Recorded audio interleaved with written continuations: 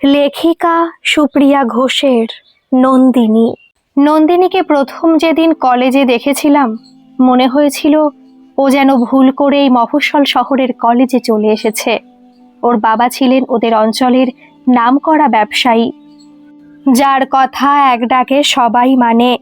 বড় গাড়ি, বিশাল অট্টালিকা আর বনেদি আনার মধ্যে মানুষ হওয়া একটা মেয়ে যে এতটা মাটির কাছাকাছি হতে পারে তা না দেখলে বিশ্বাস করা কঠিন ছিল।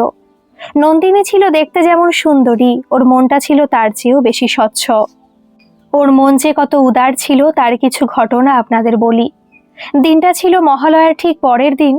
আকাশে পেঁজা তুলোর মতো মেঘেরা ভেসে বেড়াচ্ছে, আর শিউলিতলার ভিজে ঘাসে তখনও শিশিরের গন্ধ লেগে আছে।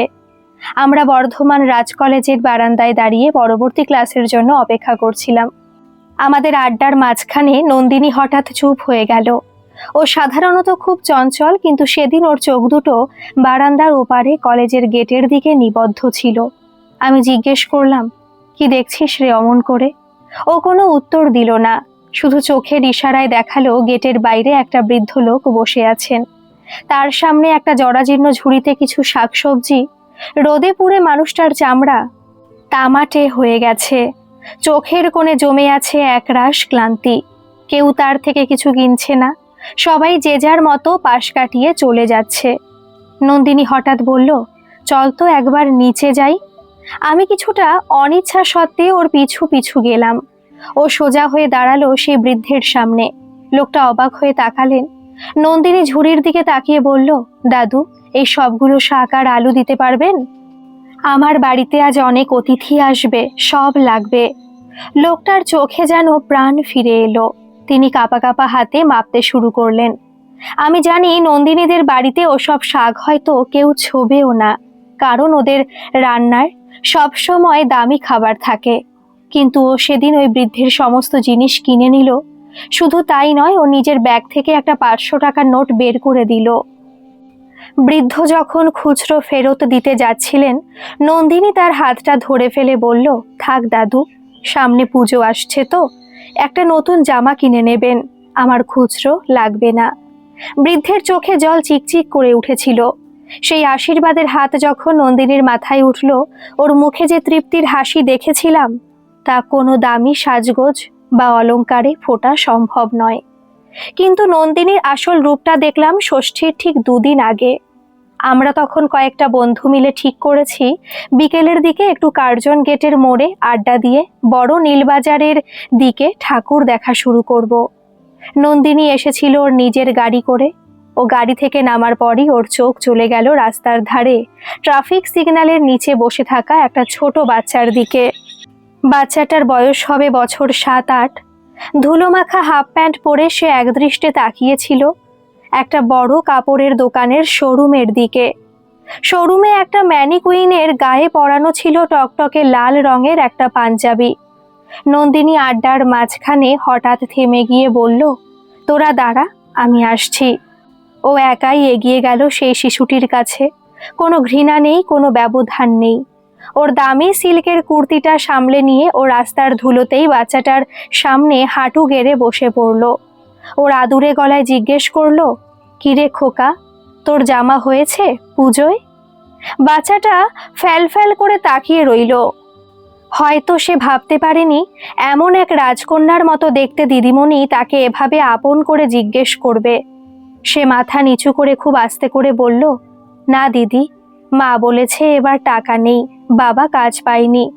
নন্দিনী এক মুহূর্ত দেরি করলো না, ওর কোমল হাতটা দিয়ে বাচ্চাটার অপরিচ্ছন্ন হাতটা ধরল। তারপর আমার দিকে তাকিয়ে ইশারা করলো কাছে যেতে। ও বাচ্চাটাকে নিয়ে সোজা ঢুকতে গেল সেই নামি শোরুমে। দোরগোড়ায় দারোয়ানটা একটু ইতস্তত করছিল বাচ্চাটার বেশ বাস দেখে। নন্দিনী তপ্ত চোখে একবার তার দিকে তাকাতেই সে মাথা নিচু করে সরে গেল। দোকানের ভেতর ঝকঝকে আলো, এসির ঠান্ডা বাতাস আর দামি সুগন্ধির গন্ধে একটা অভিজাত পরিবেশ। নন্দিনী বাচ্চাটাকে একটা উঁচু গদিওয়ালা টুলে বসিয়ে সেলসম্যানকে ডাকলো, একে ঠিক ওই বাইরের শোকেসের মতো একটা টকটকে লাল পাঞ্জাবি দিন তো, সাথে ভালো ধুতি বা পায়জামা। দোকানের ভেতর দাঁড়িয়ে থাকা অন্য খরিদ্দাররা অবাক হয়ে তাকাচ্ছিল। কেউ কেউ হয়তো মুখ টিপে হাসছিল, কেউ আবার বিরক্ত হচ্ছিল, কিন্তু নন্দিনীর সেদিকে কোনো ভ্রুক্ষেপ ছিল না। ও নিজের হাতে বাচ্চাটার গায়ের মাপ দেখছিল, কলাটা ঠিক করে দিচ্ছিল। বাচ্চাটার চোখে তখন যে বিস্ময় আর আনন্দের জ্যোতি আমি দেখেছিলাম, তা বর্ণনা করার ভাষা আমার নেই। জামা কেনা শেষ করে ও বাচ্চাটার হাতে একটা মিষ্টির প্যাকেট আর কিছু টাকাও ধরিয়ে দিল। ও বারবার বলছিল, মাকে দিস এগুলো, আর পুজোয় এই জামাটা পরে ঠাকুর দেখতে যাবে কিন্তু। বাচ্চাটা যখন আবেগপ্রবণ হয়ে নন্দিনীর পায়ে হাত দিয়ে প্রণাম করতে গেল, ও চট করে সরে এসে ওর দুহাত ধরে ফেলল। ওর চোখেও তখন জল।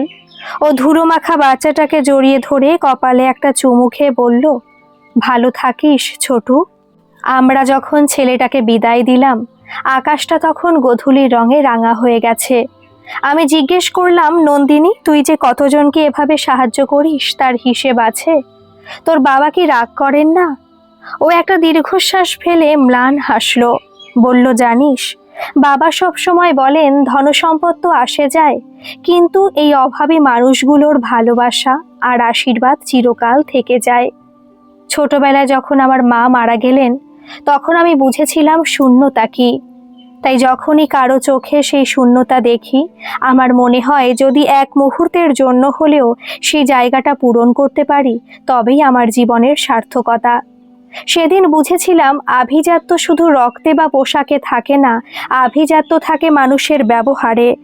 নন্দিনী অবস্থাপন্ন ঘরের মেয়ে হতে পারে, কিন্তু ওর মনের ব্যাপ্তি ছিল দিগন্ত বিস্তৃত বাংলার খোলা মাঠের মতো। নন্দিনী পড়াশোনায় বরাবরই মেধাবী ছিল, তবে তার চেয়েও বড় গুণ ছিল তার ধৈর্য। আমাদের কলেজে তখন একটি মেয়ে পড়তো, নাম তার সুমিতা। সুমিতা আসতো খুব সাধারণ একটা গ্রাম থেকে। তার বাবা ছিলেন ক্ষেতমজুর। সারাদিন হাড় ভাঙা খাটুনি খেটে মেয়েকে কলেজে পাঠাতেন। সুমিতা ছিল অত্যন্ত লাজুক আর কুণ্ঠিত। ক্লাসের এক কোণে চুপচাপ বসে থাকতো। সেবার ফাইনাল পরীক্ষা ঠিক 1 মাস আগে দেখলাম সুমিতা কলেজে আসা বন্ধ করে দিয়েছে।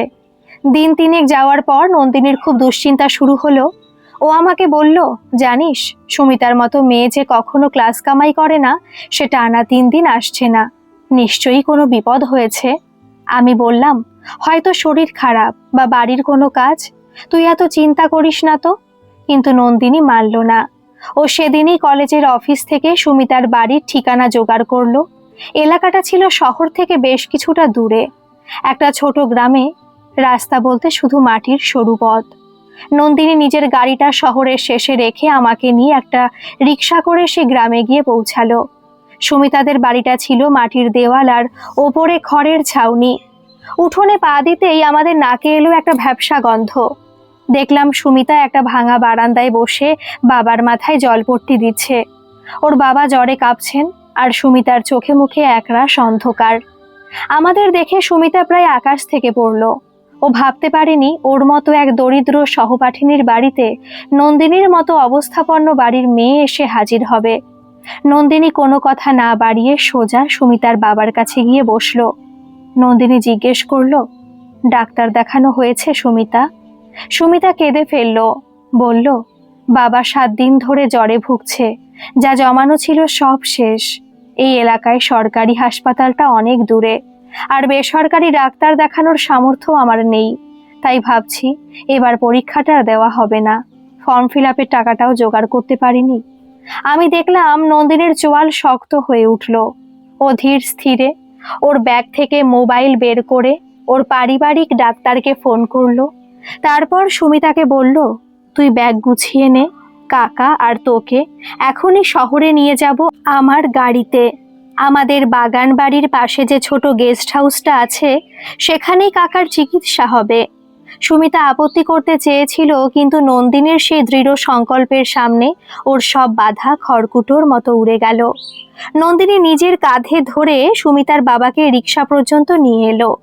এই তপ্ত দুপুরেও একবারও ভাবলো না যে ওর জামা কাপড়ে কাদা লাগছে কিনা, বা লোকটা কতদিন স্নান করেনি। পরের 15 দিন ছিল আমাদের জীবনের এক অদ্ভুত অভিজ্ঞতা। নন্দিনী নিজের পড়াশোনা বিসর্জন দিয়ে প্রতিদিন কয়েক ঘন্টা করে সেই গেস্ট হাউসে পড়ে থাকতো।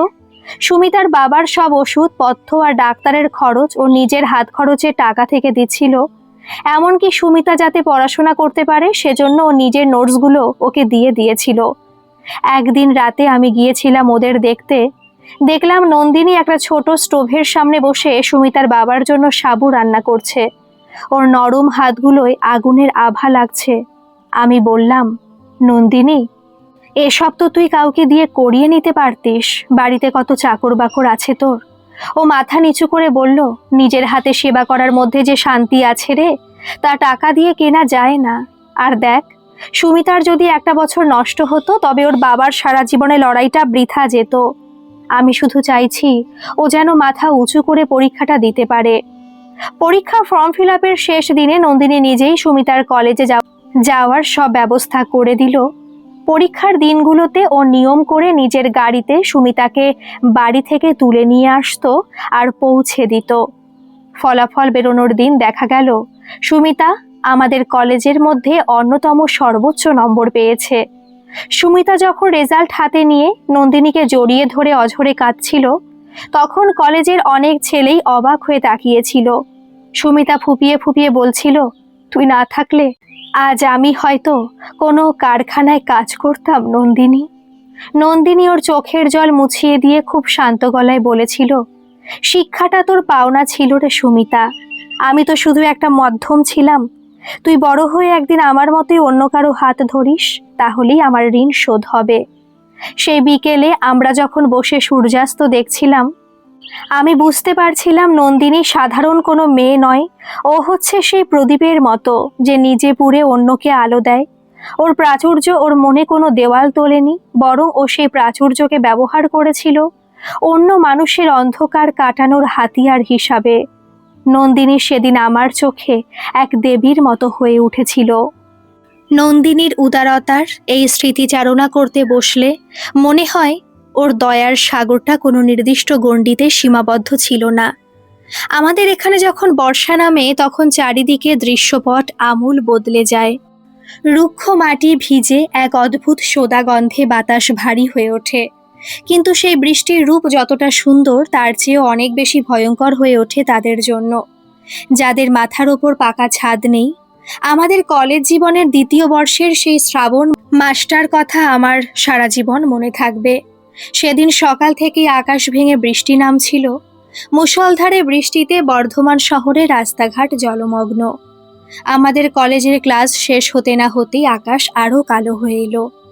আমি আর নন্দিনী কলেজের বারান্দায় দাঁড়িয়ে দেখছিলাম কিভাবে বৃষ্টির ঝাপটায় মাঠের গাছগুলো নুয়ে পড়ছে।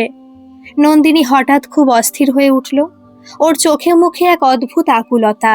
ও বলল, এই বৃষ্টিতে ওই লোকগুলো কোথায় থাকে বলতো রে? ওই যে যারা স্টেশনের ধারে প্লাস্টিক খাটিয়ে পড়ে থাকে। আমি উত্তর দেওয়ার আগেই ও ব্যাগটা নিয়ে বেরিয়ে পড়ল। ওর ছাতাটা খুলেও আমাকে বলল, চল আমার সাথে, একটু স্টেশনের দিকে যাব। শহরের ড্রেনগুলো উপচে নোংরা জল রাস্তায় উঠে এসেছে।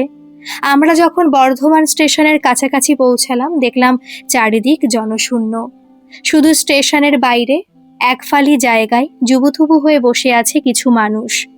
তাদের মধ্যে একজন বৃদ্ধাকে দেখলাম, যার সাথে একটি 5-6 বছরের বাচ্চা ছেলে।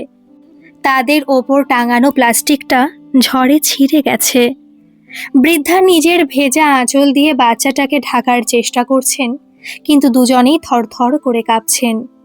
নন্দিনী এক মুহূর্ত দেরি করল না। ওর পায়ের দামি চটি কাদার মধ্যে ডুবে যাচ্ছে, কিন্তু সেদিকে ওর খেয়াল নেই। ও গিয়ে দাঁড়ালো সেই বৃদ্ধার সামনে। নিজের ছাতাটা তাদের মাথার উপর ধরে ও নিচু হয়ে বসল। মা, আপনারা এখানে এভাবে ভিজছেন কেন? কোথাও যাওয়ার জায়গা নেই? নন্দিনীর গলায় পরিচিত মায়া। বৃদ্ধা ফ্যাল ফ্যাল করে তাকিয়ে রইলেন। হয়তো তিনি ভাবতে পারেননি এই অবস্থায় কেউ তাদের কথা ভাবতে পারে। তিনি শুধু কাপা গলায় বললেন, কোথায় যাব দিদিমণি? এই স্টেশনের ধারের মাটিটাই তো আমাদের ঘর। আজ ঝড় বৃষ্টিতে সব ভিজে একাকার হয়ে গেছে। কাল রাত থেকে বাচ্চাটা কিছু খায়নি। নন্দিনী সোজা আমাকে বলল, তুই এখানে দাঁড়া, আমি আসছি।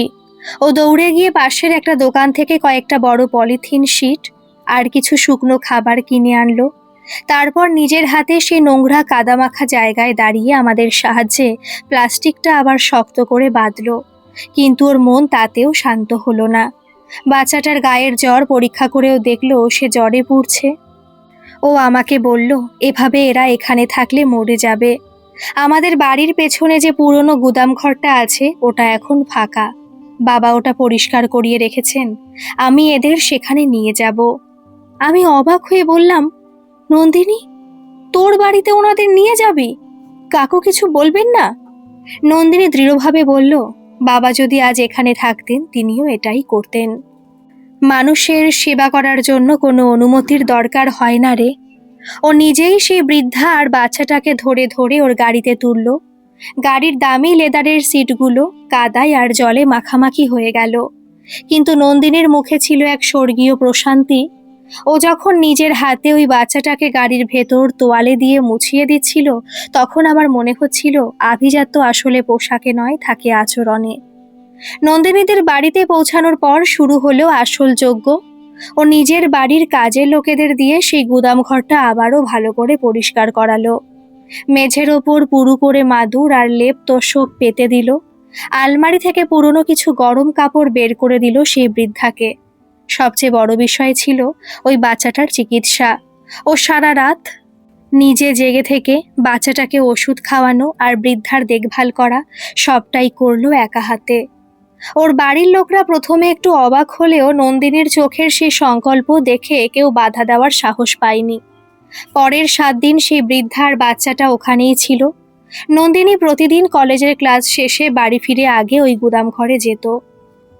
ওদের সাথে গল্প করত, বাচ্চাটার সাথে খেলা করত। একদিন দেখলাম নন্দিনী নিজের হাতে ওই বৃদ্ধার চুলে তেল মাখিয়ে দিচ্ছে আর চিরুনি দিয়ে আঁচড়ে দিচ্ছে। দৃশ্যটা দেখে আমার গলার কাছে কান্না দলা পাকিয়ে এলো। আমাদের সমাজে বড়লোক বাড়ির মেয়েরা সাধারণত এসব মানুষকে দূরে সরিয়ে রাখে, কিন্তু নন্দিনী ছিল ঠিক তার উল্টো। 7 দিন পর যখন আবহাওয়া স্বাভাবিক হলো, বৃদ্ধা চাইলেন ফিরে যেতে। নন্দিনী তাদের জন্য নতুন জামা কাপড়, বেশ কিছু শুকনো খাবার আর কিছু টাকা দিয়ে বিদায় জানালো। যাওয়ার সময় সেই বৃদ্ধা নন্দিনীর মাথায় হাত রেখে কাঁদতে কাঁদতে বলেছিলেন, তুই মানুষ নোস মা, তুই সাক্ষাৎ লক্ষ্মী, ভগবান তোকে দীর্ঘজীবী করুন। নন্দিনী হাসি মুখে তাদের বিদায় দিয়ে আমার দিকে তাকিয়ে বলেছিল, জানিস, টাকা থাকলে অট্টালিকা বানানো যায়, কিন্তু সেই অট্টালিকায় যদি মানুষের জন্য জায়গা না থাকে তবে ওটা একটা খাঁচা ছাড়া আর কিছুই নয়। আমি চাই আমার বাড়িটা যেন সবসময় মানুষের আশ্রয়ের জায়গা হয়ে থাকে। নন্দিনীর এই কাজটা কোনো প্রচারের জন্য নয়, ছিল একদম নিজের মনের টানে। কলেজের সহপাঠীরা অনেকে ওকে নিয়ে ঠাট্টা করত, বলতো ও নাকি সমাজসেবিকা হওয়ার অভিনয় করছে, কিন্তু যারা ওকে চেনে তারা জানে ওর প্রতিটা কাজের পেছনে থাকতো এক অকৃত্রিম ভালোবাসা। সেই প্রবল বর্ষার দিনটা আমাকে শিখিয়ে দিয়েছিল যে প্রকৃত মানুষ হতে গেলে আগে মানুষের দুঃখকে নিজের করে নিতে হয়। নন্দিনী সেদিন শুধু এক অনাথকে আশ্রয় দেয়নি, আমার মতো অনেককে মানুষ হওয়ার এক নীরব পাঠ দিয়ে গিয়েছিল। নন্দিনীর জীবনের এই যে গল্পগুলো আমি বলছি, এগুলো কোনো রূপকথা নয়, বরং আমাদের চোখের সামনে ঘটে যাওয়া এক জীবন্ত ধ্রুবতারা। আমাদের কলেজের শেষ বছরের একটা ঘটনা, যখন আমরা সবাই নিজের ভবিষ্যৎ নিয়ে ভীষণ ব্যস্ত, কিন্তু নন্দিনীর কাছে জীবনের সবচেয়ে বড় ভবিষ্যৎ ছিল মানুষের পাশে দাঁড়ানো। সেই বছর ডিসেম্বরের মাঝামাঝি সময় আমাদের ফাইনাল ইয়ারের প্র্যাকটিক্যাল পরীক্ষা চলছিল। পড়াশোনার চাপে আমরা সবাই বিধ্বস্ত। ঠিক তেমনই এক কনকনে শীতের রাতে আমি নন্দিনীর বাড়ি থেকে নিজের সাইকেলে চেপে ফিরছিলাম। নন্দিনীর বাড়িতে আমরা গ্রুপ স্টাডি করতাম, কারণ ওর পড়াশোনার ঘরটা ছিল বিশাল এবং সব রকম বইতে ঠাসা। রাত তখন প্রায় 9:30। মফস্বল শহরের রাস্তাঘাট একদম শুনশান। কুয়াশার কারণে সামনের 10 হাত দূরের জিনিসও দেখা যাচ্ছে না। হঠাৎ দেখলাম নন্দিনীর ফোন এলো। তুই কি অনেক দূর চলে গিয়েছিস? তাড়াতাড়ি ফিরে আয় কলেজের মোড়ের ওই ভাঙা কালভার্টটার কাছে। ওর গলার স্বরে একটা চাপা উত্তেজনা আর উদ্বেগ। আমি সাইকেল ঘুরিয়ে যখন সেখানে পৌঁছালাম, দেখলাম নন্দিনীর ওর বড় সাদা গাড়িটা রাস্তার ধারে দাঁড় করিয়ে রেখেছে। হেডলাইটের তীব্র আলোয় দেখা যাচ্ছে একটা জটলা। আমি কাছে গিয়ে দেখলাম একটা মালবাহী লরি রাস্তার ধারের একটা সাইকেল আরোহীকে ধাক্কা দিয়ে পালিয়ে গেছে। লোকটা রক্তাক্ত অবস্থায় রাস্তার ধারে ড্রেনের পাশে পড়ে আছে। 4-5 জন লোক সেখানে দাঁড়িয়ে আছে ঠিকই, কিন্তু কেউ সাহায্যের জন্য এগিয়ে আসছে না, পাছে পুলিশের ঝামেলায় পড়তে হয়। নন্দিনী তখন নিজের দামি শালটা দিয়ে লোকটার মাথা থেকে চুইয়ে পড়া রক্ত আটকানোর চেষ্টা করছিল। ও চিৎকার করে লোকগুলোকে বলছিল, দাঁড়িয়ে দেখছেন কি, একটু ধরুন একে, আমার গাড়িতে তুলতে হবে। লোকগুলোর মধ্যে একজন বলল, খামোখা পুলিশের কেসে কেন জড়াচ্ছেন দিদিমণি, লরি তো পালিয়ে গেছে, সরকারি হাসপাতালে খবর দিন, ওরাই এসে নিয়ে যাবে। নন্দিনী এক মুহূর্ত দেরি না করে তীক্ষ্ণ স্বরে বলল, ততক্ষণ এই মানুষটা মরে যাবে। আপনাদের ঘরে কি কেউ নেই? নিজের বাবা বা ভাই হলে এভাবে বলতেন? ওর সেই তেজোদ্দীপ্ত চোখের দিকে তাকিয়ে লোকগুলো আর কথা বাড়াতে পারল না। তারা লোকটাকে ধরাধরি করে নন্দিনীর গাড়ির পেছনের সিটে শুইয়ে দিল। লোকটা যন্ত্রণায় গোঙাচ্ছিল। আমি নন্দিনীকে বললাম, তুই একা যাবি? চল, আমিও সাথে আসছি। আমরা যখন নার্সিংহোমে পৌঁছালাম তখন শুরু হলো আরেক বাধা। ডিউটি অফিসার বললেন, এটা পুলিশ কেস, আগে থানায় খবর দিন, তারপর ভর্তি নেব। নন্দিনী যেন তখন এক অগ্নিকন্যা। ও সরাসরি ওই নার্সিংহোমের মালিককে ফোন করলো, যিনি ওর বাবার পরিচিত ছিলেন। ওনার হস্তক্ষেপে ভর্তি তো হলো, কিন্তু লোকটার অবস্থা ছিল আশঙ্কাজনক। প্রচুর রক্তের প্রয়োজন। সেই লোকটা ছিল ভিন জেলা থেকে আসা একজন সামান্য রাজমিস্ত্রি। এই শহরে তার আপন কেউ নেই। নন্দিনী আমাকে বলল, ওর ব্লাড গ্রুপটা দেখতো। দেখা গেল লোকটার গ্রুপ বি নেগেটিভ, যা বেশ বিরল। নার্সিংহোমের ব্লাড ব্যাংকে তা মজুদ ছিল না। রাত তখন 1টা বাজে। নন্দিনী বিন্দু মাত্র বিচলিত না হয়ে ওর পরিচিত বন্ধুদের ফোন করতে শুরু করলো। অবশেষে রাত প্রায় 3টের সময় ওর এক বন্ধু রক্ত দিতে রাজি হলো। সেই সারা রাত নন্দিনী এক মুহূর্তের জন্য চোখের পাতা এক করেনি। নার্সিংহোমে ঠান্ডা করিডোরেও বসেছিল, লোকটার জ্ঞান না ফেরা পর্যন্ত। ওর মুখে ছিল এক অটল প্রতিজ্ঞা। পরের দিন সকালে লোকটার জ্ঞান ফিরল। ওর নাম ছিল রহমত।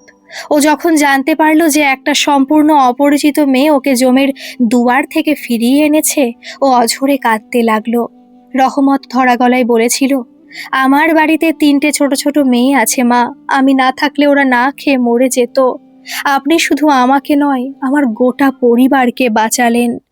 নন্দিনী হাসি মুখে রহমতের কপালে হাত রেখে বলেছিল, চিন্তা করবেন না রহমত চাচা, আপনি সুস্থ না হওয়া পর্যন্ত আপনার সব খরচ আমিই দেব, আর আপনার বাড়ির লোককেও আমি খবর পাঠিয়ে দিচ্ছি। নন্দিনী শুধু মুখের কথাতেই সীমাবদ্ধ থাকেনি।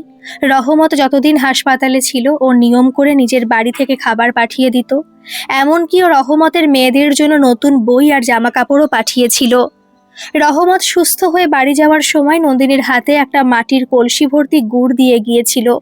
সেটাই ছিল ওর সামর্থ্য অনুযায়ী সেরা কৃতজ্ঞতা। নন্দিনী সেই গুড়টা এমনভাবে গ্রহণ করেছিল যেন ওটা পৃথিবীর সবচেয়ে দামি উপহার। কলেজে এই ঘটনাটা রাষ্ট্র হতেই অনেক বন্ধু ওকে নিয়ে আড়ালে হাসাহাসি করেছিল। কেউ বলেছিল ও হিরো সাজতে ভালোবাসে, কেউ বলেছিল পাবলিসিটি চাইছে। কিন্তু যারা সেদিন রাতে ওই রক্তের দাগ মাখা নন্দিনীকে দেখেছিল, তারা জানে ওর ভেতরে কোনো অভিনয় ছিল না। আমি একদিন ওকে জিজ্ঞেস করেছিলাম, তোর কি ভয় লাগে না নন্দিনী, এই মাঝরাতে অপরিচিত মানুষকে সাহায্য করা, পুলিশের ঝামেলা?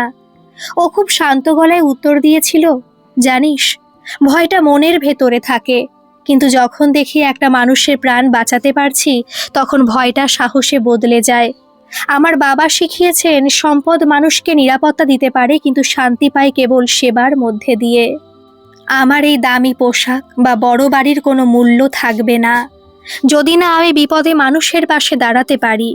সেই হাড় কাঁপানো শীতের রাতটা আমাকে চিনিয়ে দিয়েছিল যে প্রকৃত আভিজাত্য কেবল রক্তে বা আভিজাত্যে থাকে না, থাকে মানুষের বিপদে ঝাঁপিয়ে পড়ার অদম্য সাহসে।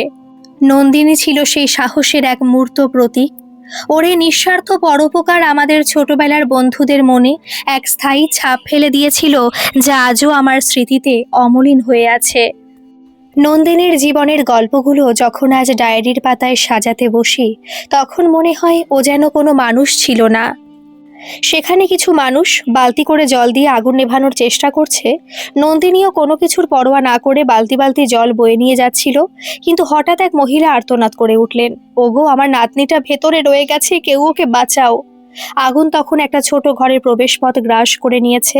সবাই পিছিয়ে আসছে, কারোর সাহস হচ্ছে না ওই আগুনে লেলিহান শিখার ভেতর ঢোকার।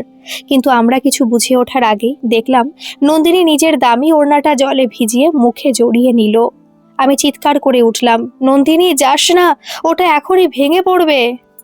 ও আমার দিকে একবার তাকালো, সেই চোখে কোনো ভয় ছিল না, ছিল শুধু এক অদম্য সংকল্প। ও কারোর বারণ না শুনে ওই আগুনের ভেতরে ঢুকে গেল। কয়েক মিনিট মনে হলো কয়েক যুগ। দম বন্ধ করা ধোঁয়া আর আগুনের গর্জনের মধ্যে আমরা শুধু প্রার্থনা করছিলাম।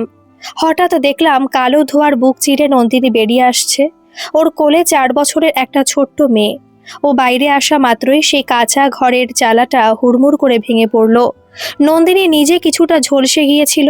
ওর সেই সুন্দর রেশমি চুলগুলো আগুনে পুড়ে গিয়েছিল অনেকখানি। কিন্তু মেয়েটিকে ওর মায়ের কোলে অক্ষত অবস্থায় ফিরিয়ে দিয়ে ও যখন ধুঁকতে ধুঁকতে মাটিতে বসে পড়ল, তখন ওর মুখে যে হাসিটা ছিল তা আমি সারা জীবন মনে রাখব। এই ঘটনার পর নন্দিনী হাসপাতালে ছিল বেশ কয়েকদিন। ওর হাত আর কাঁধের কিছু অংশ পুড়ে গিয়েছিল। সুস্থ হওয়ার পর সবাই ভাবলো ও এবার বিলেত চলে যাবে। ওর বাবাও সব ব্যবস্থা চূড়ান্ত করে ফেলেছিলেন। কিন্তু নন্দিনী সবাইকে অবাক করে দিয়ে এক অদ্ভুত সিদ্ধান্ত নিল। ওর বাবাকে ডেকে বলল, বাবা, আমি বিলেতে যাব না।